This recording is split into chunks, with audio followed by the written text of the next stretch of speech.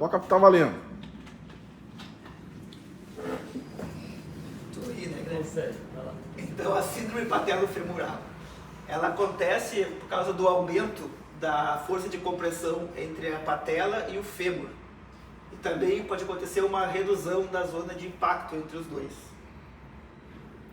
Aonde dói, né? Ela é uma dor difusa, né? Uma dor que não é palpável e ela ela dói na parte anterior do joelho. Ela é mais comum em jovens ativos e atletas. A prevalência anual é de 22,7% da população em geral e 28,9% em adolescentes. É mais frequente em adolescentes. Esse é um achado bem interessante, né? Ele é mais frequente em adolescentes. Então, assim, essa frequência ela ajuda no diagnóstico. Entende? Porque um idoso não vai ter isso, né? Difícil. Vai ser um jovem ou um adolescente. Então, isso são informação útil lá na avaliação. Então ela acontece por sobrecarga mecânica repetitiva e desalinhamentos dinâmicos. Por fraqueza do quadril e quadríceps, influencia o rastreamento patelar e o aumento do estresse femoropatelar, que é a dor na parte retropatelar, parte posterior da patela. Como eu falei, ela é uma dor difusa que se apresenta na parte anterior do joelho e piora com agachamento, subir e descer escadas, corridas e ficar sentado longos períodos de tempo. O diagnóstico ele é feito através da história clínica do paciente e também por testes físicos, que seria uma compressão na patela e nesse momento a gente pede para o paciente fazer uma contração do quadríceps. Se o paciente sentir a dor que reproduz a visita, o teste é positivo para a síndrome patelofemoral. Então, a dor ela deve reproduzir a queixa. Né? O que é a queixa? Né? É o motivo da consulta. Então, o teste executado não pode ser dor simplesmente que não reproduz a queixa do paciente. Tem que ser aquela dor que o paciente sentia quando resolveu vir consultar contigo. Então tem que perguntar para o paciente, importante, olha, essa dor aqui é igual àquela que tu sente? Ou é a dor de eu apertar é diferente? Entende? Então isso é muito importante, né? Porque a sensibilidade de cada pessoa é distinta, não é igual, né? Então isso é fundamental, entender se é igual à queixa que o paciente tem manifestado. Ele não é um outro tipo de dor, tá? Às vezes é um outro tipo de dor que o paciente tem. Outros aspectos do diagnóstico, pode voltar lá.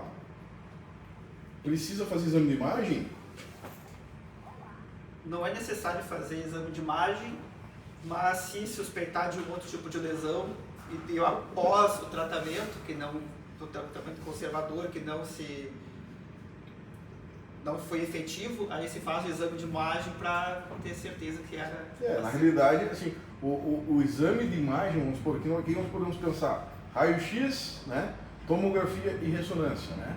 O mais normal, nesse caso, o exame mais básico, pedir um raio-x, tá? No entanto, o raio-x pode não mostrar absolutamente nada, certo? Então, o próprio tratamento é uma forma de diagnóstico. Então, pode iniciar o tratamento conservador. Anti-inflamatórios, o que tu fala sobre anti-inflamatórios? Tem alguma coisa sobre medicação?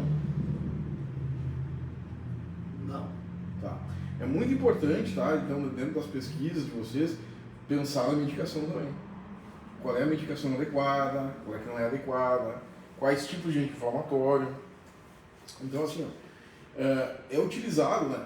Pensando assim, em nível de dor osteoarticular, articulação, né? É interessante o anti-inflamatório, né? Vamos supor, depende do escopo profissional de cada um, né? O quiropraxista não vai pedir o anti-inflamatório, né? Não é do escopo dele, né?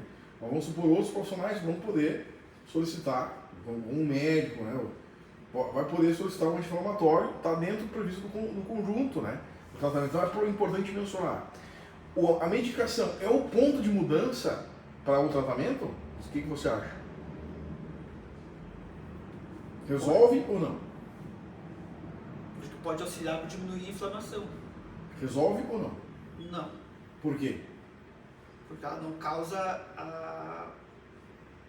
ela só vai remediar, vai tirar a dor, mas não vai causar a a situação primária da lesão. Exatamente, porque a condição primária, que é o desequilíbrio muscular, não foi tratado. Então, o que vai tratar é a mesma coisa. Vamos colocar um TNS, vai ajudar? Nada. Vai tirar a dor. Então, isso não é um tratamento. Vou botar um TNS e vou conversar com o paciente. Isso não é um tratamento. Entende? Isso é gastar o tempo de vocês, o tempo do paciente, entende? E não vai funcionar. Então, o tratamento, por isso que é importante, né, o roteiro fisiopatológico, né, onde a gente entende o que é a lesão, em quais pacientes está mais frequente, quanto por cento da população que isso ajuda no diagnóstico, né? E aí é importante também entendermos, tá? É muito importante entendermos que qual é a causa que caracteriza a patologia. Então a medicação vai descomprimir a patela? Não vai descomprimir a patela. Então se a medicação não vai descomprimir a patela, a medicação é algo para ajudar na dor, né? Mas o próprio tratamento de reequilíbrio muscular vai tratar a dor. Se a dor está muito forte, interessante a medicação, por um curto período de tempo. E aí também na fisioterapia, vamos pensar assim, né, nós temos equipamentos que diminuem a dor sem a medicação. Então esse paciente, dentro do Instituto Neurovertebral, ele é muito frequentemente tratado sem nenhuma medicação. Sem nenhuma medicação, é possível tratar. Com equipamentos de controle da dor e depois trabalhar o reequilíbrio muscular direto. Então esse é um gol muito importante, né? Aí no reequilíbrio muscular pode associar técnicas da físio, da quiro, né? Também, né? Pode para melhorar um pouco, mas a parte de reabilitação muscular é muito importante, né? O equilíbrio muscular é muito importante aqui, tá? Então isso é fundamental. Então, imagem. Quando o tratamento não está funcionando, começou a tratar, não está funcionando, qual é o tempo que a gente prevê? Tipo assim, aqui no Instituto, o tratamento, por esse caso, tem que melhorar 50% em uma semana. Se não melhorar 50% em uma semana, a gente tem que pensar em reavaliar. Prazo máximo é 2 semanas. A regra canadense, 4 semanas. Entende? Mas, no caso, nós trabalhamos a regra máxima 2 semanas aqui dentro. Então, se a dor está muito intensa, está muito atípica, a gente vai direto pedir o raio-x. Tem casos que a gente pede direto o raio-x? Sim, na primeira consulta. E tem casos que não. O que seria atípico? Uma síndrome patelofemoral, um paciente mais velho. Atípico? Vamos pedir o raio-x. Certo? Uma coisa importante que ele não mencionou ali é a questão do crescimento. Por que em adolescentes é mais frequente? Porque o cara está em fase de crescimento. Então, o paciente em fase de crescimento ele vai ter mais frequentemente isso. Então, crianças pré-adolescentes também vão ter isso aí. Como também é canelite, né? Então, o osso está crescendo, o músculo não acompanha. Então, vai dar um desequilíbrio muscular ali, certo? Então, precisa bastante trabalhar o fortalecimento. Então, vamos ver a seguir, né, o que se fala no tratamento, né? Mas é importante entender que o raio-x deve ser o primeiro exame que se pede. Não é necessário, o diagnóstico não é radiológico. Olha só, né? O diagnóstico é clínico, exame clínico. Então tem que se entender organogramas clínicos, habilidades clínicas, tem que entender. Então tem que estudar esses dados todos que ele levantou, tá? Bem interessante, né? E o próprio tratamento, a resposta ao tratamento é uma forma de diagnóstico, certo? Agora, não está respondendo, um caso atípico, né? Tem alguma outra suspeita, então a gente tem que entender. Um especialista na área de ortopedia, por exemplo, seja ele médico, físio ou quiro, né? Um especialista na área de ortopedia, todas essas áreas têm especialização em ortopedia. A quiropraxia tem especialização em traumato-ortopedia nos Estados Unidos, né? Tem uma sociedade americana. Nós aqui temos título especialista para físio, né? E tem a SBRTO, a Sociedade Brasileira, que também concede certificação para tanto quiro, físio e médico aqui no Brasil. Então, o especialista, ele tem que entender o escopo dele e tem que entender também todos os conceitos básicos das doenças musculoesqueléticas da especialidade. Aí ele vai conseguir excluir pelo quadro clínico, na maioria das vezes. A exclusão não é por exame, é por quadro clínico. Se tem alguma dúvida a mais, o exame é um complemento, exame complementar. Entende? Então, qual é o diagnóstico diferencial? O que é diagnóstico diferencial? Outras situações são parecidas que podem ser utilizadas para excluir. Por exemplo, osteocondrite dissectante. É bem diferente. O quadro é diferente, mas é um exemplo, né? No caso, se aparece num idoso isso, numa pessoa mais velha, nós vamos pensar de artrose patelofemoral.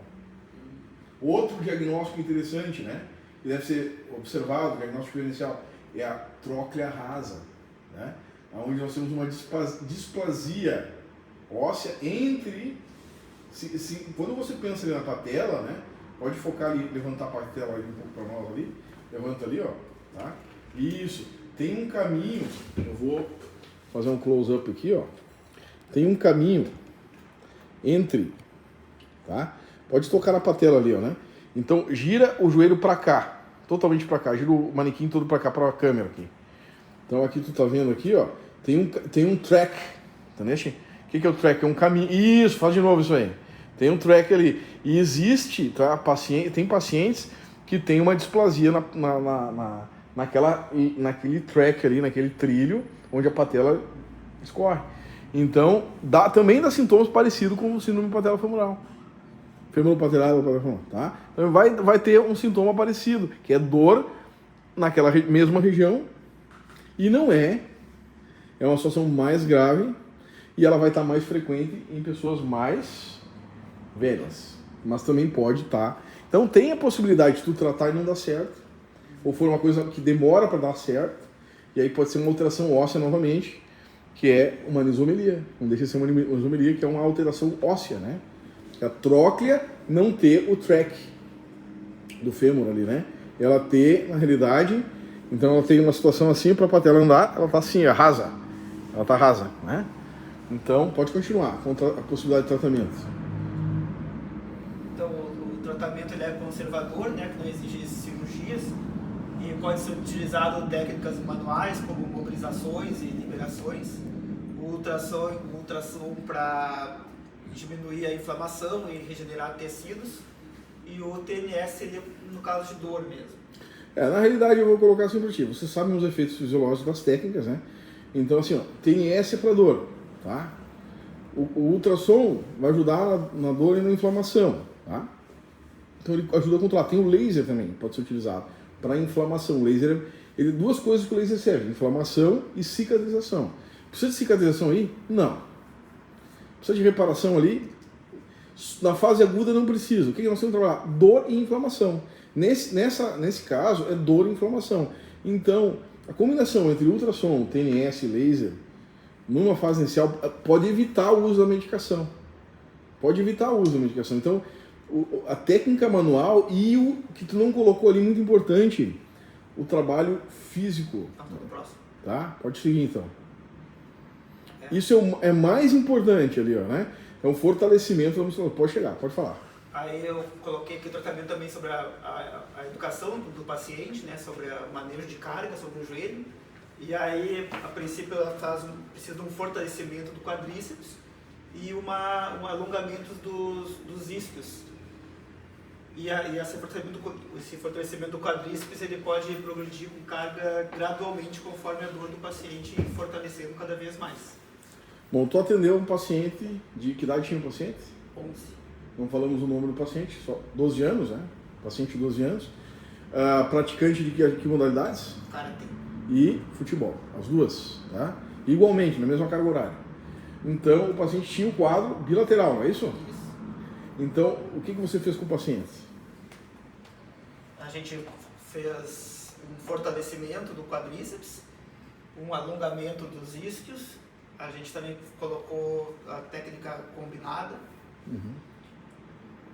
A parte de quiropraxia? Foi feita também uma técnica de mobilização que é pressionada. Pode mostrar para nós aí? Esse é pressionado o ligamento femoropatelar. A inserção superior do quadríceps ali, né? É isso aí, quadríceps, isso aí. Esse aí. A inserção superior do quadríceps e pede para o paciente flexionar o joelho. Estender e flexionar. E você vai tracionar junto com as pernas, lembra? Isso aí. Sim. Traciona e esse movimento. Ok? Então, qual é o resultado? Sabe o resultado? Com uma intervenção? O paciente tinha dor, como é que estava a escala de dor dele? Lembra? Não estou lembrado, mas ele estava com dor naquele momento. Bastante dor, tá? Tipo ali, uma dor tipo 6. Para uma criança pedir para tratamento é porque estava com dor.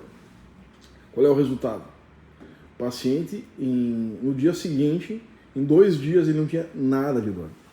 Então, assim, o trabalho foi efetivo, bem efetivo, né? Então, ele deve ser acompanhado, né? Porque qual é a questão de uma criança de 12 anos? Está em crescimento. Entende? Está em crescimento. Então, ele vai ter de novo. Por quê? Porque não deu certo? Não, porque ele cresceu. Esses bichinhos aí crescem, né, muito rápido. Então, vai ter... Então, o acompanhamento do síndrome patelofemoral ao longo do crescimento vai ser constante. Então, de tempo em tempo, ele vai crescer e vai dar de novo. Se não tratar, o que acontece? Inflama, vai manter continuidade do processo inflamatório, vai danificar um pouco a cartilagem, e aí esse paciente ele vai ter mais tendência a ter uma artrose no joelho como adulto. E o fato dele fazer atividades desde novo influencia para ter a lesão ou não? Você junta ao crescimento ou não? Eu acho assim que é uma coisa que é uma incógnita, né? Tipo, o esporte não é benéfico. A atividade física é benéfica. Mas o esporte é fantástico, né? O esporte estressa, né? Então ele compete, né? Então ele está fazendo competição, ele vai lesionar um pouco, tá? Mas vai dizer para uma criança que não é para competir, não. Assim, essa coisa para idoso, né? Isso pode piorar ou não tem nada a ver? Se nós fizermos o acompanhamento apropriado, ele vai ter um ótimo prognóstico. Tá?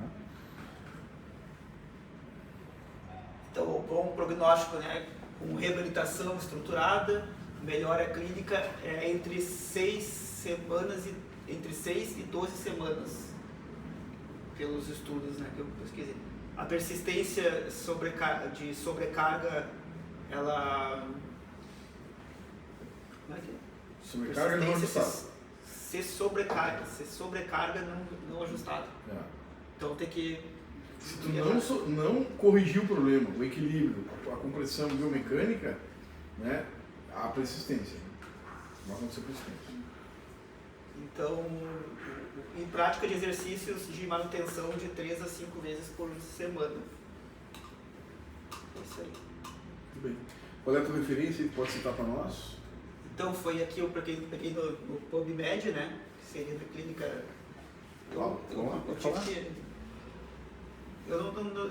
Eu só baixei e fiquei pegando as coisas. Então não... Tá. Então nós temos ali, eu vou tentar localizar aqui com o YouTube aqui, então aqui ó, Clinical Practice Guideline, né? Willie et al, de 2019, então relativamente, né, recente o artigo.